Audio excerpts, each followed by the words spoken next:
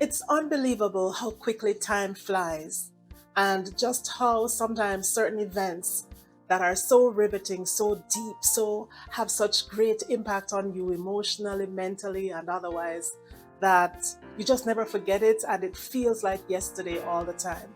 Now, I remember I was around 16 years old and we had just graduated from fifth form. I and some of my colleagues decided to attend universities in our country back home. But there are some people who relocated overseas for colleges in the US. One of our classmates, one of the most beautiful girls in the class, she had relocated to the US for college there. Her boyfriend also moved to the US. And when we got the news, this was so sad. At some point after they moved to the US and started college, just started college, I think it might have been the first semester, she wanted to end the relationship with her boyfriend. And somehow he could not let go. And he decided to kill her and also to kill himself. Now, I'm telling you, that's a really sad story. A lot of us from the school attended her funeral, and it's a lesson that I just would never forget. Today, we're going to be talking about three very important things that I would tell my younger self, or that we should tell our younger selves. Three things that I believe is really important. Don't go anywhere. Stay tuned. I'll be right back. Welcome back. This is Angie Marie, and this is my YouTube channel, Simple Secrets to a Happy Life. And I'm so happy you chose to join me. Listen, if you have not yet subscribed to my channel, I ask you one favor. Please go ahead and subscribe. Hit that notification bell so that you can be notified each time I share a new video. And of course, if you could like this video, share it if you wish.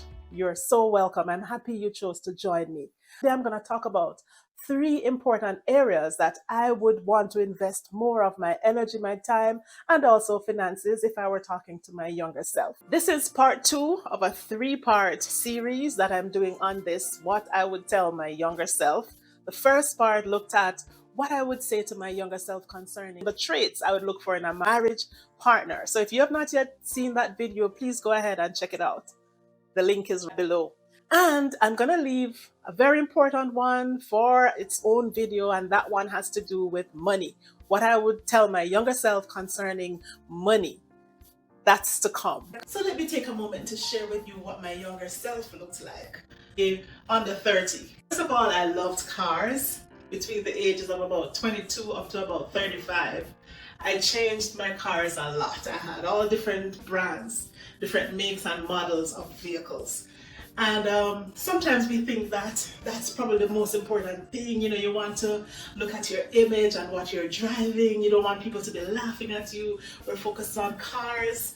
I did that. I was focused on purchasing my home. I bought my first home. By 23, I had my vehicle and my home purchased. I was very studious. I did my bachelor's degree, went straight on to my master's degree, started my doctorate.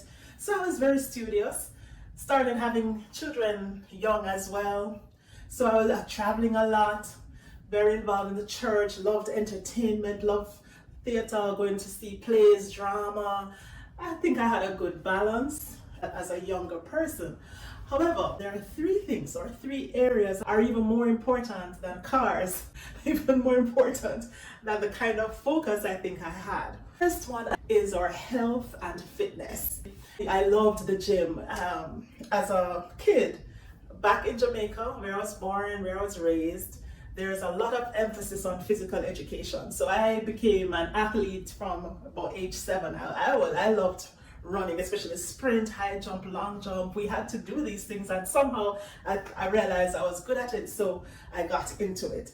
And as I grew up, I just loved the gym. I became like a gym rat to the point where people would be making comments, do you live at the gym? Why do you have to be going to the gym so often?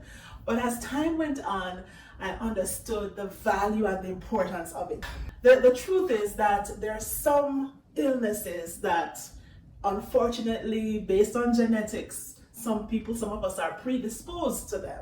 For instance, diabetes, hypertension. We may have a family history of mothers, parents, grandparents who have had high blood pressure, diabetes, cancers, or various illnesses. And because of it being in the bloodline, we have to watch ourselves and be careful.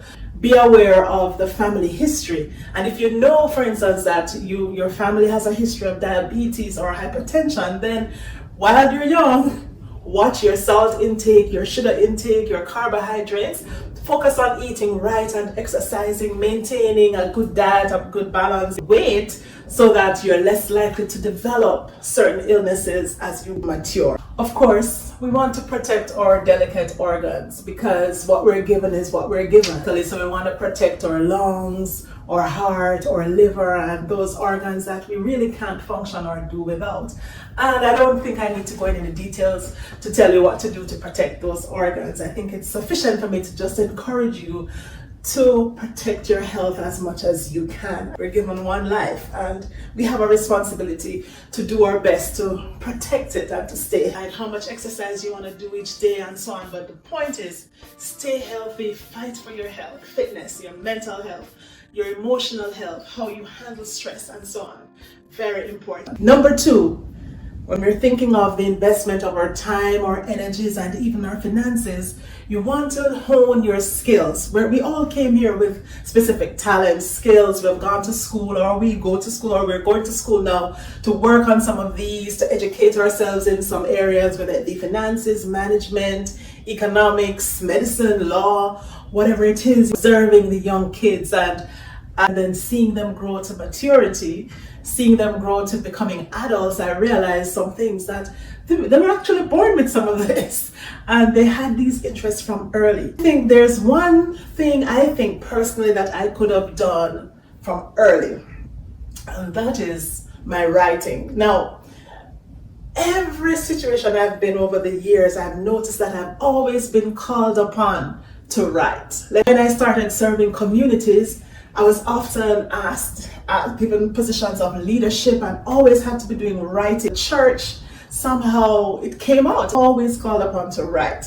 Published my first book a few years ago, but looking back, I feel that maybe from in my 20s or 30s, I should have been producing books. Well, looking at it now, I think so, that I should have been writing. Instead of doing all these writings that I gained no financial benefit at all, if I had started writing from much earlier, I'd probably have published maybe 50 books by now. Sometimes everything happens for a reason. I also look back and I say, now I have the benefit of maturity and experience. So the sort of things I would have written in my 20s, from looking from my 20-year-old perspective, might have been different now that I'm more mature. So it's all good. But the point I'm trying to make is that we should really make use of that skill and that talent we have to the benefit of ourselves and also for the benefit of others and also for financial benefit. Number 3, our team, or relationships, friendships, the people that we bring into our close networks. First of all, I believe that we have to stay connected to our Creator. That's just my personal belief, and hopefully you do that also. We cannot do without a relationship with God. Well, I don't know how people do it, but I believe a relationship with spiritual being, the Creator, with God is very important. However, also the relationships that we entertain and allow, people really can make or break us. There are countless examples of people who have been hurt, people who have even died, people who have been killed because they were in the wrong relationships. Be careful of the types of people who we have in our inner circles. Seek wisdom. Make decisions from early. Better judgment.